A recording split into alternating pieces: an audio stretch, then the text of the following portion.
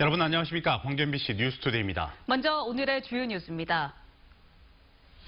광주의 한 자원봉사단체가 중고등학생들의 봉사활동 시간을 부풀려 등록했다 적발됐습니다. 한비던전 4호기 원자로 경납 건물에서 크고 작은 구멍 14개가 추가로 확인됐습니다. 150억 원이 투입된 전복양식섬 조성 사업이 지지부진합니다. 공사가 늦어지고 수출할 국가도 아직 정하지 못했습니다. 광주 군공항 이전을 위한 국방부의 작전성 검토가 조만간 마무리될 것으로 보입니다. 다음 달 10일부터 대학들의 수시 모집이 시작되는 가운데 광주의 시험지 유출과 강남의 쌍둥이 성적 파문 등 학생부와 관련된 사건들이 잇따르고 있습니다. 그런데 이번에는 광주 한 자치구 자원봉사센터에서 한 자원봉사단체가 중고등학생들의 봉사 시간을 부풀려 등록한 사실이 적발됐습니다. 김인정 기자의 단독 보도입니다. 광주의 한 자치구 자원봉사센터입니다. 200여 단체 7만 명의 회원들이 이 자원봉사센터에서 활동하고 있습니다. 중고생 20여 명과 학부모 20여 명으로 꾸려진 이 봉사단체도 환경 미화 활동과 방범 봉사 활동을 하며 센터에서 활동해 왔습니다. 그런데 이 단체가 센터의 학생들의 봉사활동 시간을 부풀려 허위 등록한 사실이 적발됐습니다. 특히 이 봉사활동 단체에 소속된 일부 중고등학생들의 경우 같은 봉사활동 실적이 중복되어 올라가거나 시간이 부풀려진 사례가 2천여 건, 6,500시간이 적발됐습니다. 학생들의 경우 학교에 소속돼 있기 때문에 인정해줄 수 있는 적정 자원봉사 시간이 있는데 과다하게 인정했다는 겁니다. 그런 시간인데 내가 아까 그 사람 그잖아요. 왔다 갔다 하는 시간 그냥 그것까지 포함해서 이제 한 시간 반 하고 한 3시간 올리고 2시간 하고 3시간 올리고 그거 올렸다는 거예요. 봉사활동 시간을 인증한 당사자인 봉사단체 회장은 한 고교생의 학부모로 이 자녀 역시 지난해에만 이 단체를 통해 봉사활동을 500여 시간 한 것으로 등록돼 있습니다. 이 단체를 포함해 증빙 서류조차 없었던 자원봉사활동은 12,000시간에 달했습니다.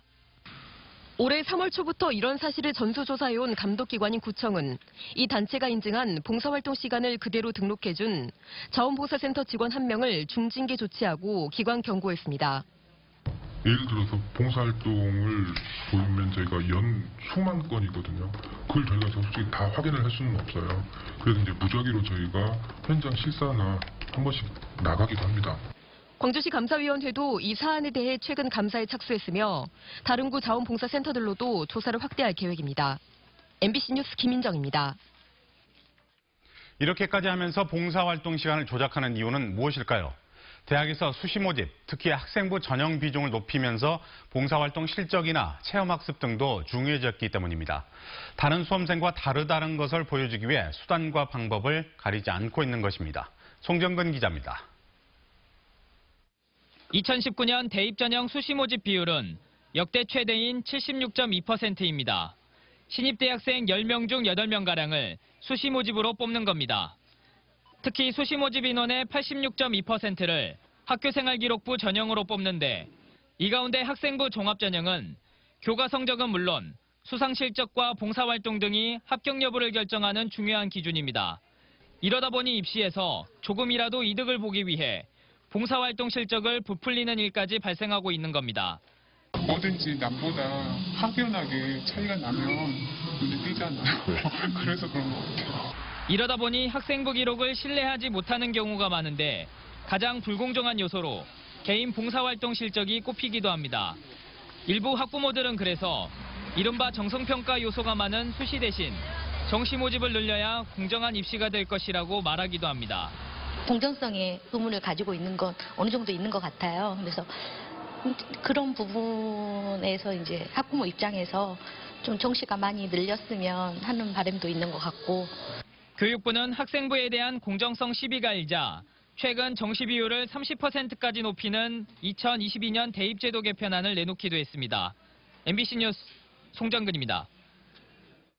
오늘 우리 지역은 대체로 흐리고 비가 오겠습니다. 이미 전남 곳곳에서는 산발적인 빗방울이 떨어지고 있는데요. 오늘과 내일 광주와 남해안을 제외한 전남 지역에는 50에서 100mm의 비가 내리겠고요. 전남 남해안을 중심으로는 30에서 80mm의 비가 내릴 것으로 보입니다. 이 비는 지역별 강수차가 크겠습니다. 대부분 지역에서는 오전 중에 소강 상태를 보이겠지만 많이 내리는 곳에서는 시간당 40mm 이상의 세찬 비가 쏟아지겠습니다. 비가 많이 내리는 지역에서는 호우로 인한 피해가 없도록 주의하셔야겠는데요. 이미 많은 양의 비가 내리면서 지반이 약해져 있는 상태라 산사태나 축대 붕괴, 토사 유출이나 침수와 같은 피해가 더 쉽게 발생할 수 있습니다. 각별히 주의하셔야겠습니다. 현재 광주와 전남 지역 대체로 흐린 가운데 현재 기온 광주가 25도 보이고 있고요. 낮 기온은 30도를 보이겠습니다. 장성은 28도, 담양은 29도로 폭염 수준의 더위를 보였던 어제보다는 2, 3도가량 낮겠습니다. 목포가 29도, 무안은 28도를 보이겠고요. 곡성과 구례는 29도, 광양은 30도를 보이면서 평년과 비슷한 기온 분포를 보이겠습니다. 날씨였습니다.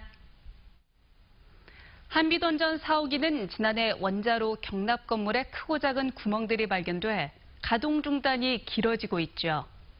민관 합동조사단이 최근 4호기를 추가로 조사해봤는데 14개의 구멍이 또 발견됐습니다.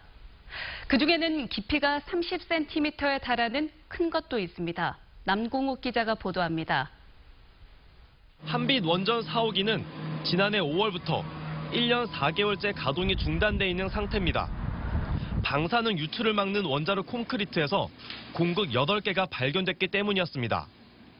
이 때문에 민간 합동조사단이 꾸려져 최근 원자로 15단 가운데 1단에서 8단까지를 조사했는데 크고 작은 구멍 14개가 또 발견됐습니다. 1m 20cm짜리 콘크리트 구조물에서 깊이 30cm짜리 공극 하나와 20cm짜리 공극 2개, 나머지는 8cm 이하짜리들입니다. 민간 감시센터는 4호기 전체의 절반 정도를 조사했는데 이 정도가 나왔다며 나머지 9단부터 14단까지도 조사해야 한다고 목소리를 높였습니다.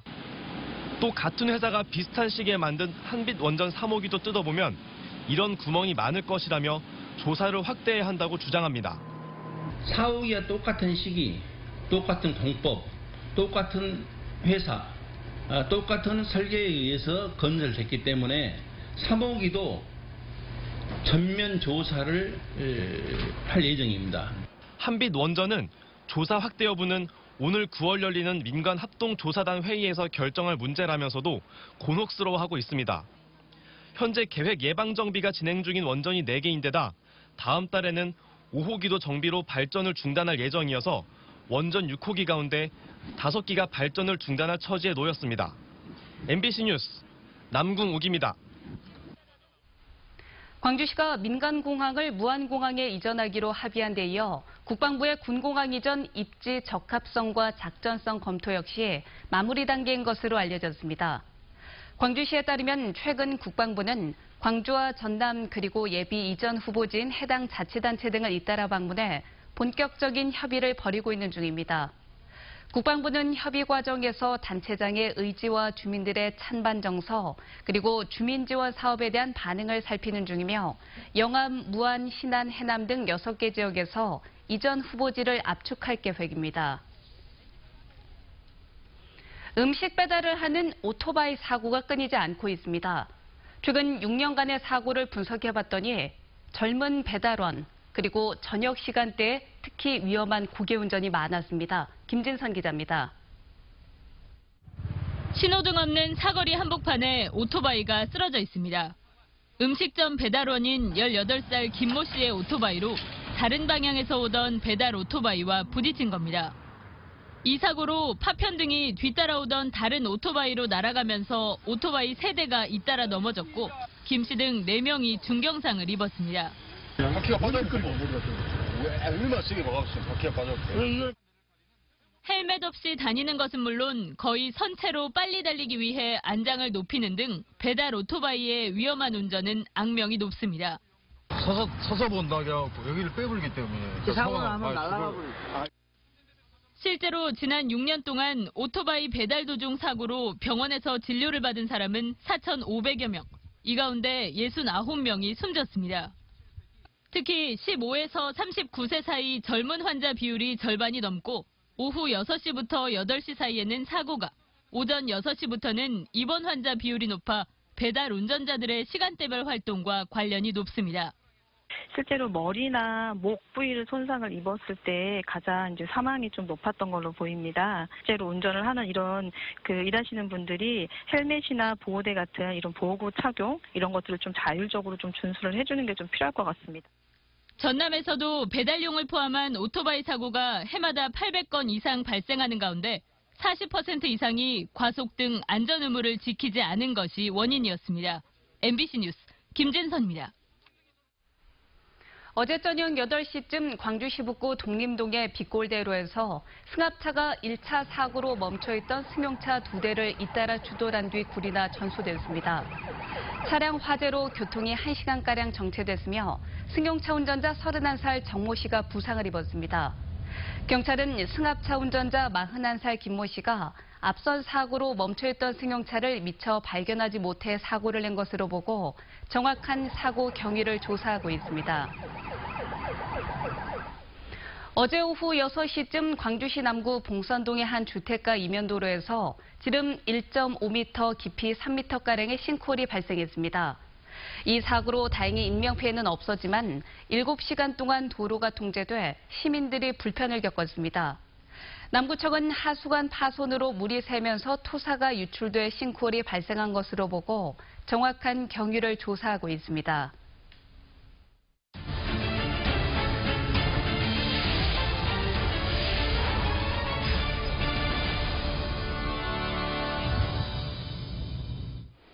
지난 정부에서 중국 시장을 겨냥해 국정과제로 추진했던 전복 양식섬 사업이 지지부진합니다. 공사는 차일피일 늦어지고 있고 수출 전용 양식단지라면서 수출할 국가도 정하지 못한 채 전복만 키우고 있습니다. 양현승 기자입니다. 진도군 해상에 조성 중인 전복 양식섬입니다. 박근혜 정부 초기 국정과제로 꼽혀 국비 등 모두 150억 원이 투입됐습니다. 축구장 170개를 합한 면적을 중국 수출용 전복 양식단지로 조성하기로 했습니다. 이제 전복 양식섬이 완성이 되고 나면 이제 유통, 가공할 수 있는 그런 시설, 기반 시설들을 좀 해수부에 국고로 지원을 좀 건의해서 지원을 받아서 수출할 수 있는 그런 전략 기지로. 2016년이면 끝났어야 할 전복 양식섬 조성 공사는 계획보다 2년이 지난 지금까지도 진행형입니다. 2014년 공사를 시작했지만 자재 납품에 차질을 빚은 데다 강풍에 양식장이 초토화되기도 했습니다.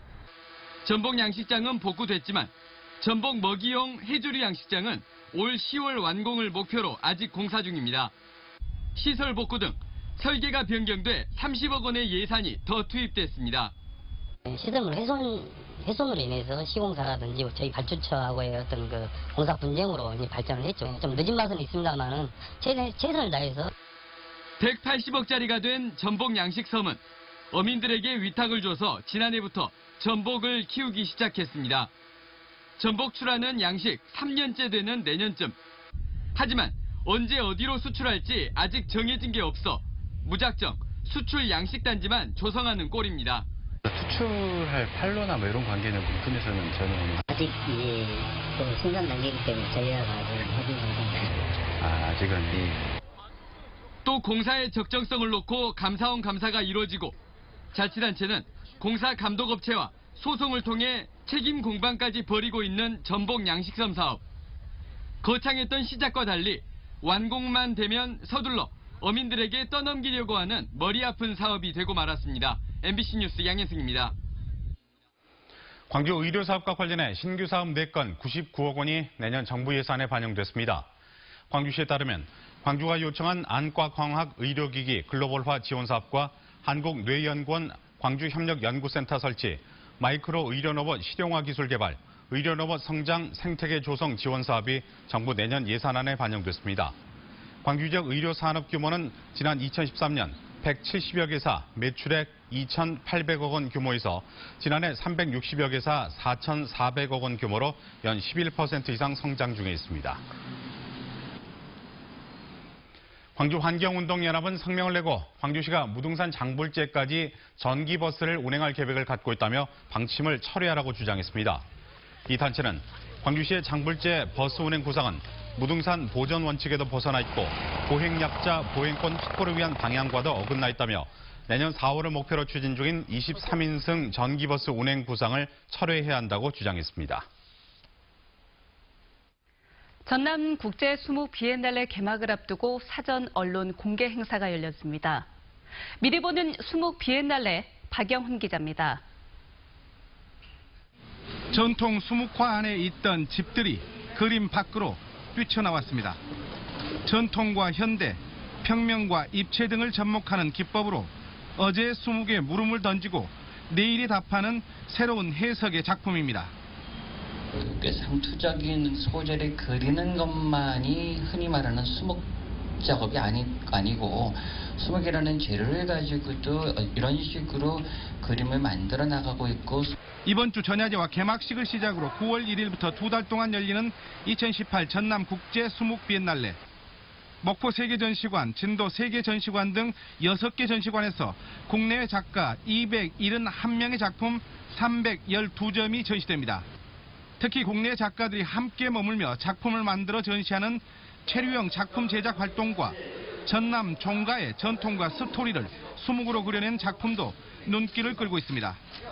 앞치마 예술제와 수묵화 체험 등 다양한 부대 행사와 더불어 수묵을 주제로 한 국제 학술 대회도 이어집니다. 행사 기간 중 목포와 진도를 잇는 셔틀버스가 운행되고 자유기차 여행 상품 등 다양한 전시관 투어 프로그램도 선보입니다. 우리는 이런 수묵이 단순히 과거의 역사적인 유물이었기 때문에 존중돼야 된다는 것이 아니라 현대사회가 절실하게 요구하고 있는 어떤 질문에 답할 수 있는 그런 컨텐츠라는 생각에 미래 가치를 찾고자 하는 것입니다. 또한 올해 첫 수묵 비엔날레에서는 인디언 잉크 등으로 등재되어 있는 수묵의 영문 표기를 우리 발음대로 적는 정명 운동도 함께 펼쳐집니다. MBC 뉴스 박영훈입니다.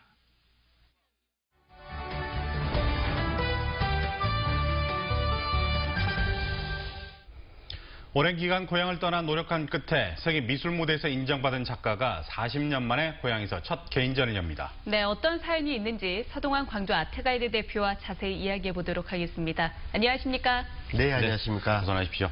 오늘 전시가 어떤 전시인지 소개를 해주시죠. 네, 오늘은 제가 소개해드릴 전시는 광주 시립미술관에서 해외 유명 작가 초대전인데요. 광주 시립미술관에서는 해외에 활발하게 활동하면서 작품성을 인정받은 국내 출신의 작가를 초대하는 해외 유명 작가 초대전에 2년에 한 번씩 개최되는 거 있습니다. 네. 올해는 광주 출신으로 유럽 미술 무대를 중심으로 활발하게 활동하고 있는 김민정 작가 초대전으로 전시명은 비움과 체험입니다. 네, 김민정 작가. 작가가 세계에서 활동 중이라고 이야기하셨는데 어떤 작가인가요? 네, 김민정 작가는 광주 출생으로 어릴 때부터 수채화와 서예를 배웠으며 송원여고를 졸업했습니다. 그리고 홍익대학교에서 동양학과 학사와 석사를 마쳤는데요. 그리고 91년 이탈리아로 건너가 밀라노 국립 브레라 아카데미에서 먹의 정신성에 관하여 라는 논문으로 졸업을 하고 네. 프랑스, 영국, 미국 등을 오가며 수많은 작업과 전시를 했습니다. 작가의 어머니는 이탈리아 유학을 오르는 그녀에게 가서 오지 마라. 네가 생각하는 작가가 되기 전까지는 절대 한국에 오지 마라. 라는 말을 했다고 합니다. 네. 그녀는 외롭고 힘든 유학 기간을 자신의 진정한 예술적 가능성에 관하여 치열하게 고민하고 행동으로 옮기는 적극적인 자세로 임했다고 합니다. 20년 전부터 본격적으로 한지를 태워 겹겹이 쌓는 반복적인 행위를 통해 3차원의 효과를 시도했는데요. 김민정 작가는 이러한 한지 작업을 가지고 지난해 갤러리 현대 초대전과 올해 초 세계에서 유명한 영국 런던의 화이트 큐브 초대전에서 완판을 기록했다고 합니다. 네, 전시 제목이 좀 전에 말씀해 주신 것처럼 비움과 체움인데요. 이게 작가의 작업 방식과 어떤 관련이 있는지 궁금한데요. 네, 김민정 작가는 한지를 촛불이나 향불로 태우고 태워진 한지를 포개거나 겹치는 방식으로 작업을 합니다. 네. 그녀의 작업은 한지를 태워 비워내고 또 태워진 한지를 다시 캔버스에 붙임으로써 채워내는 일종의 비움과 채움의 반복적인 행위라고 할 수 있습니다. 네. 예, 이러한 반복적인 행위는 작가의 하나의 수행이자 명상과 치유의 과정인 것입니다. 네. 그녀의 작가 노트는 이렇게 말합니다. 내가 숨을 내쉬는 것은 찰나에 불과한 나의 삶의 흔적을 거대한 도의 흐름에 끼워 넣는 것이다. 획을 그을 때 숨을 멈춘다. 획이 끝났을 때 숨을 내쉰다.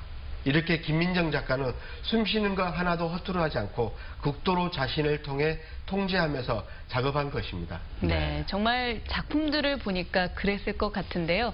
그러면 대표 작품들 어떤 게 있는지 소개해 주시죠. 네, 대표 작품으로는 더 룸에서 쭉 뻗은 고전선과 과감한 원근법이 눈에 띄는데요. 작가는 한지의 모서리를 태워 촘촘하게 겹쳐 쌌는데 이 선들은 마치 시각과 청각의 근접성에 대한 작가의 강렬한 관심을 울림의 파장으로 표현한 것과도 같습니다. 작가는 자신의 영혼이 육체에서 분리되어 공중에 부양하여 방 아래를 바라보는 마치 유체 이탈의 상상에서 이 작품을 시작했다고 합니다. 또 다른 작품 꽉잠 속의 공백은 둥근 형태의 한지를 겹친 연작인데요. 존재와 무에 대한 작가의 순환적 관점을 상징한다고 할 수 있습니다. 이 연작은 본래 반야심경의 색즉 시공, 공죽 시생에서 영감을 받아 창작되었다고 합니다. 네. 참고로 말씀드리면 뭐 돈으로 평가할 수 있는 건 아니지만 작품 하나당 수천만 원 호가할 정도로 해외에서도 인기를 얻고 있는데 오늘 전시 어떤 분들에게 소개를 해주고 싶으세요? 네. 이렇게 화려한 작가의 과거는 그리 꽃길만 있었던 건 아니었는데요. 네네. 스스로 인생에 실패했다고 느낀 그녀가 의지할 수 있었던 것은 바로 그림이었다고 합니다. 네. 이번 전시로 지역 문화계 전반의 자긍심을 고취하고 미래를 꿈꾸는 청년 예술가들에게는 신선한 자극제가 되는 일종의 멘토를 만나게 하는 의미가 되었으면 합니다. 이 전시는 광주 시립미술관 본관 제3, 4전시실에서 11월 25일까지 전시되는데요. 오늘 오후 3시에 작가와의 대화 시간이 마련이 되고 5시에 개막전이 열립니다. 네, 동양적인 것을 소재로 해서 세계에서 통할 수 있다는 것도 상당히 긍지가 된 네. 그런 전시가 아닌가 싶습니다. 네. 오늘 말씀 잘 들었습니다. 네. 감사합니다. 신안군 흑산도 해상 가두리 양식장에서 전복과 우럭 집단 폐사가 발생해 신안군과 남해수산연구소 등이 원인 조사에 나섰습니다. 신안군은 30도가량의 고수온에 이어 태풍이 지나간 뒤 전복 1,000만 마리와 우럭 200만 마리가 폐사한 것으로 확인됐으며 현장 조사가 진행 중인 만큼 피해 규모는 더 커질 것으로 내다봤습니다. 전남에서 비브리오 폐혈증으로 2명이 숨지는 등 올 들어 비브리오 폐혈증 환자가 크게 증가하고 있습니다. 질병관리본부는 올 들어 비브리오 폐혈증 신고 환자는 28명으로 지난해 같은 기간보다 53% 늘었고 이 가운데 사망한 환자는 8명으로 3명이 확진됐다고 밝혔습니다. 전남에서는 지난 7월과 이달 광양에서 5, 60대 남성 2명이 비브리오 폐혈증 의심 환자로 치료를 받다 숨졌습니다.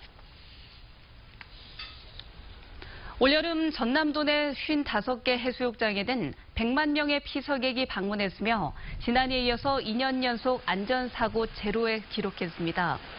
전라남도는 27일까지 도내 55개 해수욕장이 53일간의 운영기간을 마치고 폐장했으며 물놀이 안전사고 예방을 위해서 안전관리요원을 크게 증원 배치한 결과 2년 연속 단 한 건의 안전사고도 발생하지 않았다고 밝혔습니다. 올해 도내 해수욕장을 찾은 방문객은 완도 50만 명, 여수 20만 명, 고흥 6만 명 등 100만 명에 이르지만 폭염으로 하천과 계곡에 인파가 몰리면서 해수욕장 방문객은 25%가량 줄었습니다.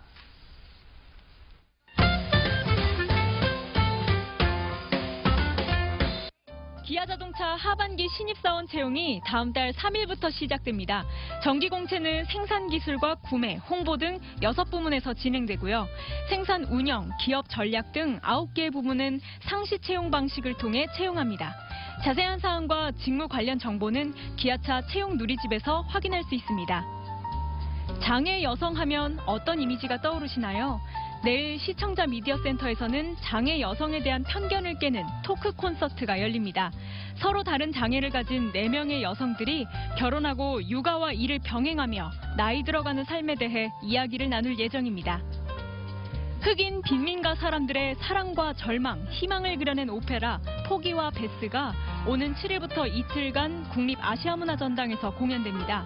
작곡가 조지 거쉬윈의 탄생 120주년과 넬슨 만델라 탄생 100주년을 기념해 기획된 공연인데요. 180분 동안 재즈와 클래식이 결합된 아름다운 음악들이 펼쳐집니다.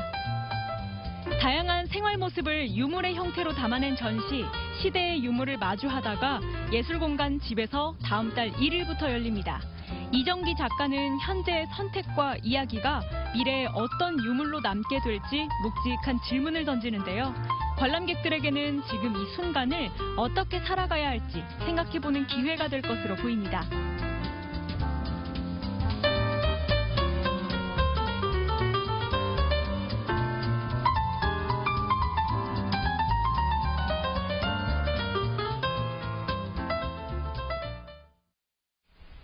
오늘 우리 지역은 대체로 흐리고 비가 내리겠습니다. 이미 전남 곳곳에서는 산발적인 빗방울이 떨어지고 있는데요. 오늘과 내일 광주와 남해안을 제외한 전남 지역은 50에서 100mm의 비가 내리겠고요. 전남 남해안을 중심으로는 30에서 80mm의 비가 예상됩니다. 이 비는 지역별 강수차가 크겠습니다. 대부분 지역에서는 오전 중 비가 소강 상태를 보이겠지만 많이 내리는 곳에서는 시간당 40mm 이상의 세찬 비가 쏟아지겠습니다. 이렇게 많은 양의 비가 내리는 곳에서는 호우로 인한 피해가 없도록 주의하셔야겠는데요. 이미 많은 양의 비가 내리면서 지반이 약해진 상태라 산사태나 축대 붕괴, 토사 유출이나 침수 피해가 더 쉽게 발생할 가능성이 있습니다. 각별히 주의하셔야겠습니다. 현재 광주와 전남 지역 대체로 흐린 가운데 현재 기온 광주가 25도 보이고 있고요. 낮 기온은 30도를 보이겠습니다. 장성은 28도, 담양은 29도로 폭염 수준의 더위를 보였던 어제보다는 2, 3도가량 낮겠습니다. 목포가 29도, 무안은 28도, 강진과 장흥은 29도를 보이겠고요. 곡성과 구례도 29도, 광양은 30도를 보이면서 평년과 비슷한 기온 분포를 보이겠습니다.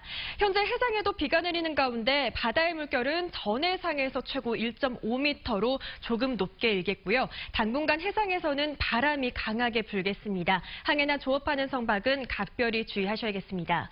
이번 주 토요일까지 소나기가 오락가락하겠고요. 비가 그친 후에는 기온이 다시 올라서 30도를 웃도는 낮 기온은 9월 초까지도 계속될 전망입니다. 날씨였습니다.